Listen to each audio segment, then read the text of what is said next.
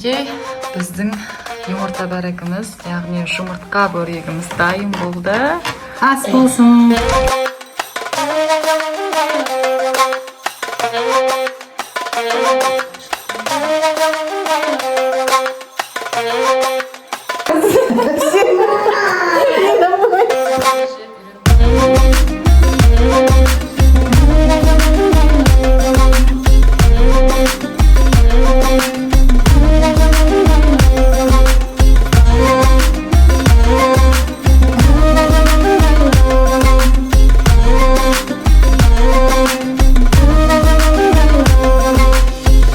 Керемет, өзіңіз әдемі деп жазылған. Бұл жаққа алып істеледі ғой.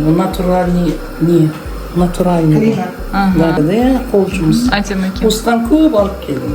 Өрікті осыған салатын болды, иә?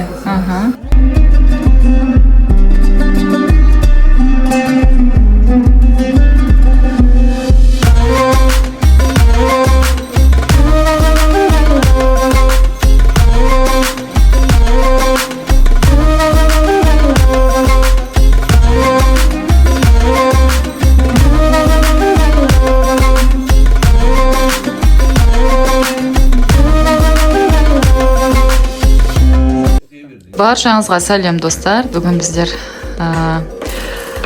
жұмыртқа бөрек, яғни жұмыртқа бәрек деген тамақты пісіріп жатырмыз. Неге менің мамам және халаларым. Не істеп жатырсыз жұмыртқаны? Неге 20 жұмыртқаны? 20 жұмыртқаны шайладымыз. 20 жұмыртқаны араластырып аламыз. Ішіне бір кесе сары май ерітілген, бір кесе сүт, 20 шай қасықта тұзды су, тұз салынған су, соларды араластырамыз әдемілеп. Бұл бізде қамырдың начинкасы болады, қамырдың начинкасын дайындап жатыр. Яғни еттің орнына осындай жұмыртқа салынады. Видеоны соңына дейін қараңыздар, өте қызық болады. Сіздер үшін жаңа тағам. Мұнда қамырды илеп қойды, дайындап. Мұнда қамыр дайын тұр. Ана немен ама миксермен, я.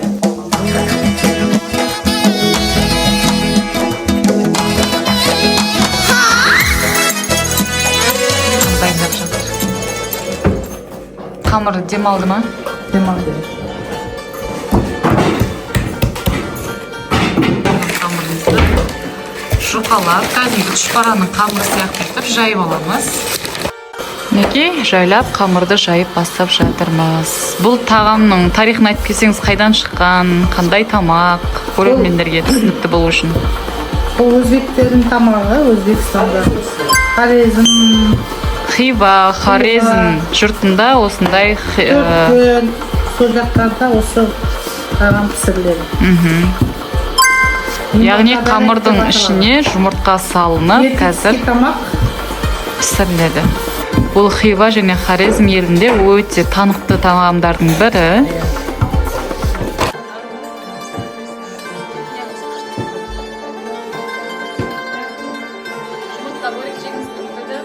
Сағынған ғой, жас кезінде жеп үйреніп қалдыңыз. Көп пісіретін едім мен. Сонда жақсы көретін. Атама енеме бәрі жұмсақ пісіріп береді.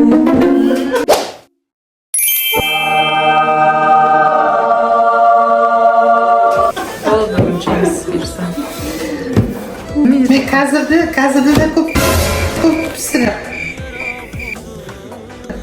Мен қамыр дайуға неге ерінбеймін.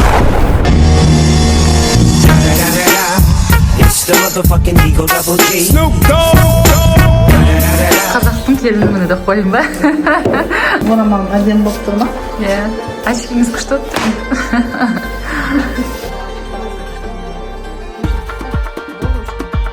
Қызырдар, неге жұмыртқаға қазір тағы да сұйық май араластырылады. Кішкене қанша грамм? Қанша? 20 грамм дей ма? Осы ет суын дайындап қойып жатырсыз ба? Иә. Міне, қазір мынаған айран менен суды араластырып саламыз мына ыдысқа. Сосын мынаған сүзіп саламыз. Мұнда қайнатып аламыз. Иә, мұны да қайнатып аламыз. Неге көріп тұрғандарыңыздай суды барлығын дайындап алдық. Түсінікті болу үшін бұл тағам жұмыртқа бөлек, яғни жұмыртқа бөлек деп аталынады. Осындай қамыр жайылып алып, жұқалап ішіне жұмыртқа салынып пісіріледі. Видеоны соңына дейін қараңыздар, қызықтар алда. Қазір қызық болады. Бұл не үшін керек деп ойлайсыздар? Қазір осыны пайдаланатын боламыз. Қамыр түйуге. Қазір домалақ етіп қиямыз ғой. Соны көбірек себеміз. Неге дегенде бұл ішінде қалады. Не істемеу керек. Неге достар, менің мамам қамырды ұрпалап алу керек дейді. Өйткені қамырды кескен кезде және ішіне жұмыртқа салған кезде бір-біріне жабысып қалмау үшін жақсылап ұн себіп алу керек дейді. Қамырды видеода көрсетілгендей етіп домалақтап кесіп алады. Видеода істеп жатқан кісілер осы 3 апа сіңлілер. Бүгін осындай бір басымыз қосылып қалған күн екен. Қамырды алып, түйді бастаймыз. 2 жарым сулап, неге манағы? 2 жарым сулап алып, неге көріп тұрғандарыңыздай? Түйіп аламыз. Ортасынан ашық жерін қоямыз. Жұмыртқа болатындай.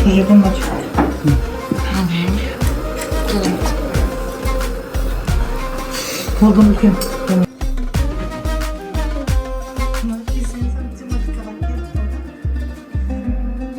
Өздерімізден кеттіңіз. Soy bo'yida turgan yigit, oshiq ko'zi nosuzgan yigit.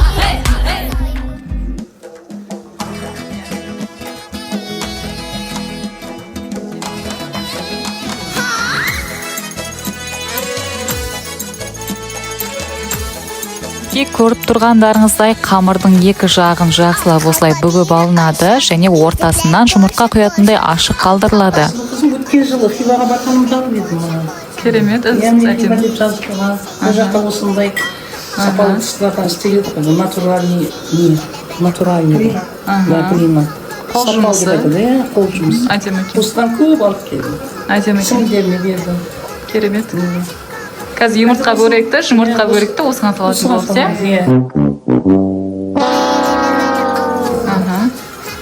Kalbini yakıp ele bele altı halva. Jaku, hey jaku, jaku, jaku, jaku, jaku, hey jaku, jaku, jaku, jaku.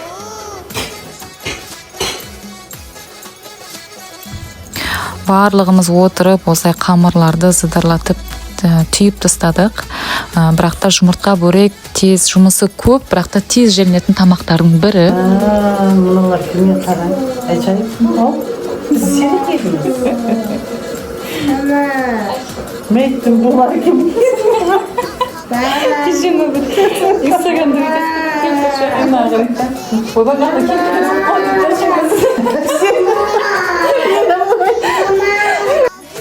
Жұмыртқа бөріктің арқасында осылай арқа жаққа болып күлісіп өте бір керемет күн өтті.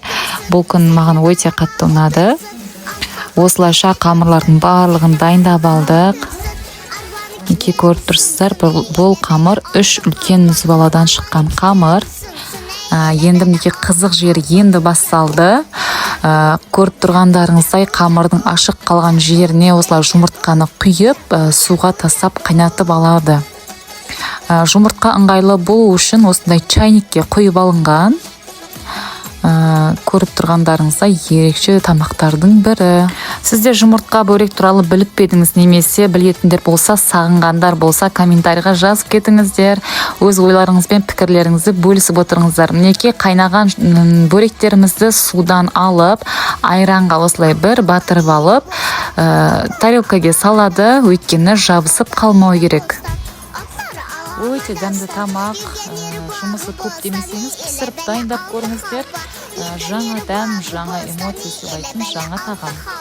Соңғы халқа мәні өзім, мынжектен қара кезім. Соңғы халқа мәні өзім, мынжектен қара кезім. Әммәсі де мазы өзім, еле бәлі алты халқа. Әммәсі де мазы өзім, еле бәлі алты халқа.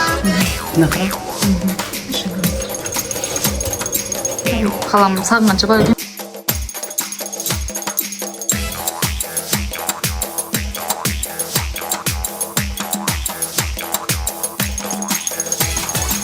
Мінекей біздің жұмыртқа бөректеріміз де дайын болды. Ал енді дәмін көрейік, қалай шықты екен. Біздің жұмыртқа бөрегіміз, яғни жұмыртқа бөрегіміз дайын болды. Ас болсын. Өте керемет. Иә, өте құрметті тамақ бұл. Келіңіздер. Қалайсың? Кел тамаққа. Мінекей жұмыртқа бөректеріміздің дәмін көрдім. Дәмді енді өте тәтті, бір сондай балалық шақтың еске алатындай дәм болған екен. Бұл тағамды біз бұрындар өте көп дайындайтынбыз. Біз өзіміз Өзбекстанда туылып өскендіктен осы тағамды жегенбіз. Осылайша міне бір басымыз қосылып, негізі ойда жоқта басталып кеткен жұмыртқа бөрегіміз де дайын болды. Осылай дайындап, күліп, өте бір қызықты күндердің бірі болды. Сіздерге ұнаған болса, лайк басып, комментарийға өз пікірлеріңізбен бөлісе кетіңіздер. Сұрақтарыңыз болса қойып отырыңыздар және каналыма тіркелуді ұмытпаңыздар. Сіздермен болған Айсұлу. Қош сау болыңыздар. Oturup